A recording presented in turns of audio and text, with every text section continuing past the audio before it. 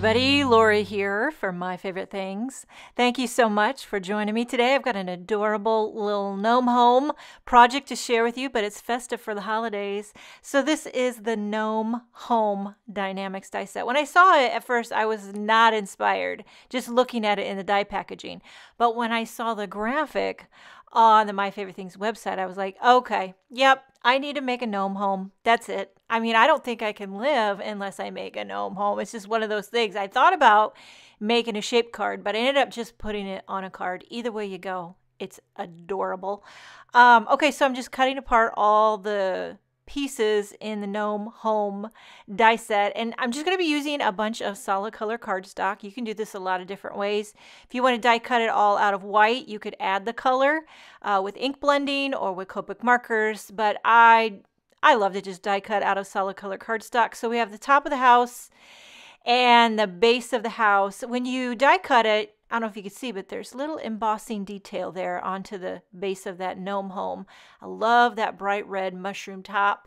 And then we have all the bells and whistles. This little white part here is the dots on the mushroom, and then you've got a door. Of course, you could customize the colors, make the door a different color. You've got the frame on the door. My Favorite Things has really knocked it out of the park lately with some really detailed dynamic sets. Last month they had that adorable tree house, and then they had the gingerbread house, and I mean, just some of these are really, really cute. Lots of detail, but when you start putting them all together, you realize how incredible all the details really make it look. So there's all these windows, different shapes. You don't have to put all the windows. You can add as many windows as you want. There's even a little window that can fit on the door. Now for the mushrooms, the little tiny mushrooms, I figured this out. One is a solid and one is kind of has hole openings. So do the solid out of white, do the hole opening out of red, and when you lay the red on the white, then you get the white dotted red mushroom. And then now, okay, I'm going to die cut the windows again out of yellow cardstock, and I'm going to pop in all the little window panes out of yellow to make it look like there's a soft, warm glow inside the mushroom house, the gnome home. You could also do it out of blue. And then here's the little mushroom stems. I did gray just to give it a little contrast. And then what else we have? Little tiny little sprigs of grass to go below the little teeny tiny mushrooms. Everything's so small, and this has taken me back.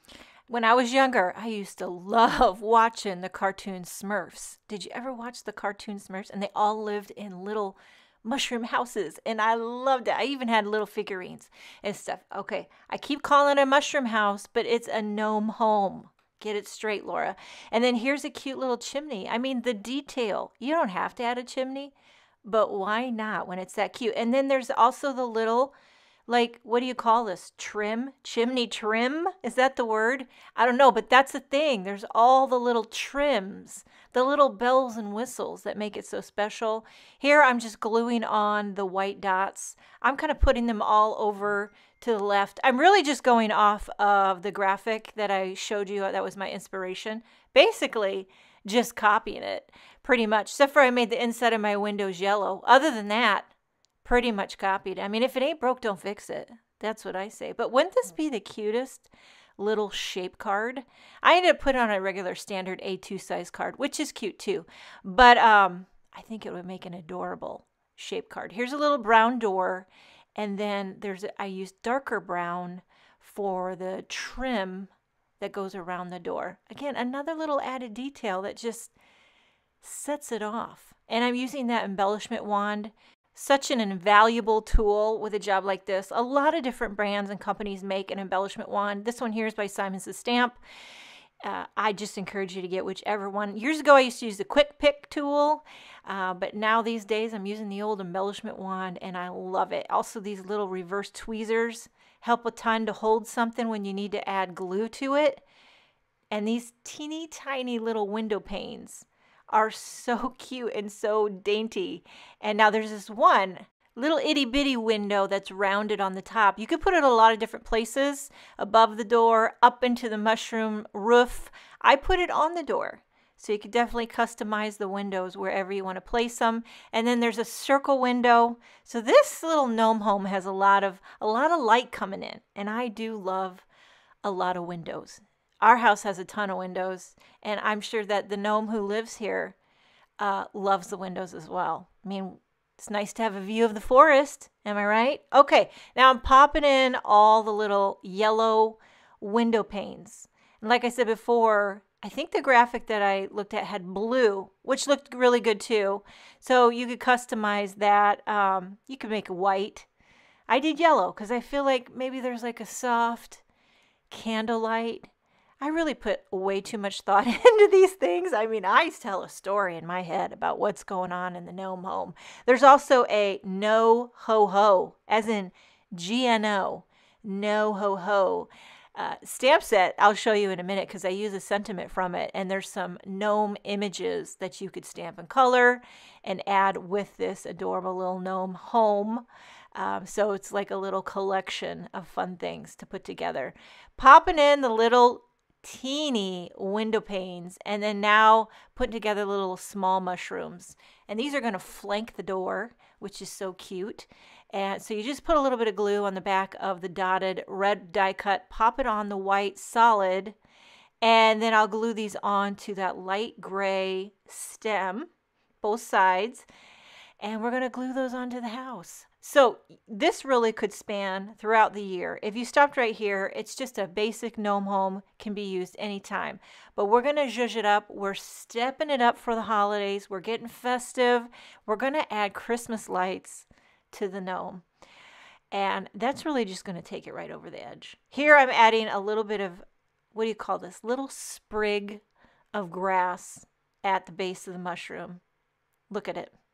So cute. Now for my background, I'm going to use some of this colorful Christmas text pattern paper.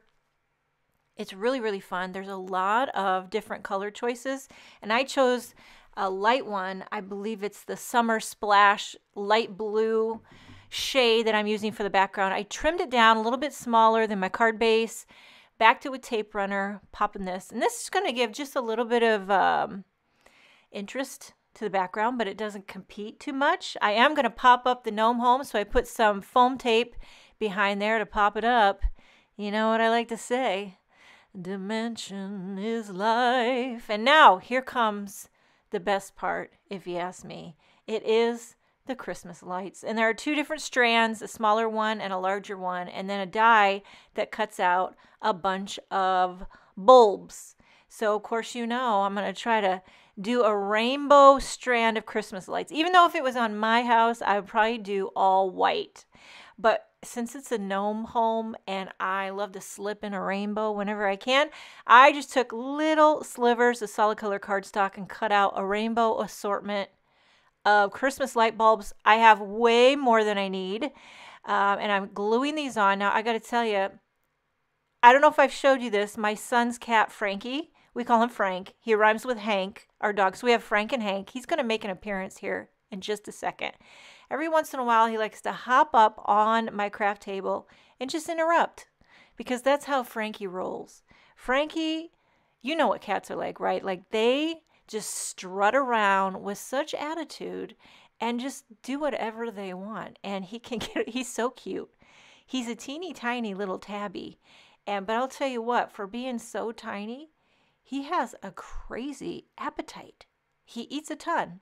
So, I don't know what's up with that. And Hank, too, he never stops eating. So between Hank and Frank, I told my friend the other day, I feel like I'm in a petting zoo with these animals following me around, begging for treats all day. I just ordered Hank. This is funny. I never knew this existed. A snuffle mat. Have you ever heard of a snuffle mat? It's this little mat that's got all these, it's almost like shag carpeting, big thick strands of felt or whatever it's made of, and you hide dog treats in it, like a bunch of teeny tiny little dog treats all throughout the snuffle mat. And then they just search, like they hunt, and they love it, and they root around, and it takes about 20 minutes, and they say 20 minutes of snuffle mat time is as good as a 1 hour walk. So we're going to try it. Okay, here's the no ho ho, as in GNO, and it's got gnome kisses and Christmas wishes, season's greetings from our toadstool to yours. No one decks the hall like you. And this one here, no ho ho. I had to use it. That one stole the show for me. So I'm going to emboss No Ho Ho in white on a little strip of black cardstock. So inking it up with Versamark ink. Sometimes I feel like Hank gets a little bit restless different times of the day, or maybe at night. Maybe he didn't get enough activity. I don't know. But I thought maybe the Snuffle Mat I've been actually testing it out with a blanket. I cut up treats really small and I rumple up a blanket and I put the treats all throughout the blanket, and he roots around for a good, he's a fast eater and he's a fast hunter. So it doesn't last very long, but I think he will really dig the Snuffle Mat. Now Frankie, on the other hand, could care less. Frankie struts around like King Tut and just owns the joint. So I'm trimming up the little embossed sentiment, and I'm going to pop this up right underneath my little festive gnome home. I forgot to mention, I did add glossy accents to the Christmas bulbs on the strands of lights. They're glossy. If you can see, they're shiny. I added glossy accents. I don't know why I forgot to video that portion, but really, really adorable festive Christmas gnome home. Make sure and check out the October release with My Favorite Things. Thank you so much for joining me today. Have a wonderful day, and I will see you next time.